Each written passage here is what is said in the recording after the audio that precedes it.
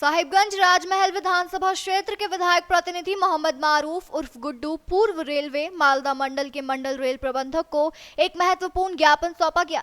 इस ज्ञापन में राजमहल रेलवे स्टेशन और आसपास के स्टेशनों के समग्र विकास, यात्री सुविधाओं के विस्तार और व्यावसायिक संभावनाओं के दोहन की मांग की गई। ज्ञापन में उल्लेख किया गया है कि ऐतिहासिक राजमहल स्टेशन, जो अमृत भारत योजना के अंतर्गत सौंदर्यीकृत किया गया है, क्षेत्र की शान है। स्टेशन परिसर से लगी रेलवे की वाणिज्यिक भूमि मुख्य मार्ग से जुड़ी हुई है, जहां मार्केट कॉम्प्लेक्स का निर्माण कराए जाने की मांग की गई है। इससे स्थानीय स्तर पर रोजगार के अवसर बढ़ेंगे और रेलवे को भी राजस्व में वृद्धि मिलेगी।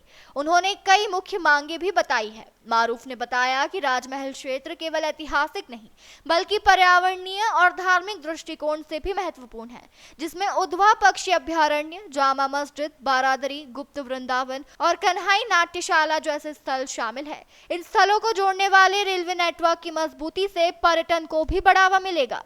पिछले 11 वर्षों में हमारे प्रधानमंत्री श्री नरेंद्र मोदी जी ने रेलवे के मूलभूत ढांचे में अभूतपूर्व रिफॉर्म्स किए हैं। इन 11 वर्षों में 34,000 किलोमीटर पटरियां बनी हैं।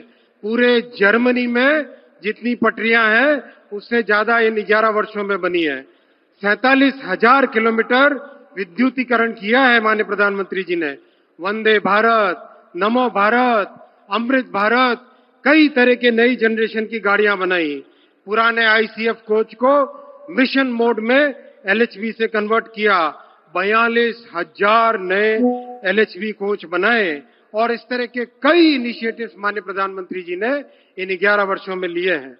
इन सब प्रयासों से रेलवे हमारे देश के गरीब और मध्यम वर्ग परिवारों के लिए एक अच्छा सुगम साधन बना है।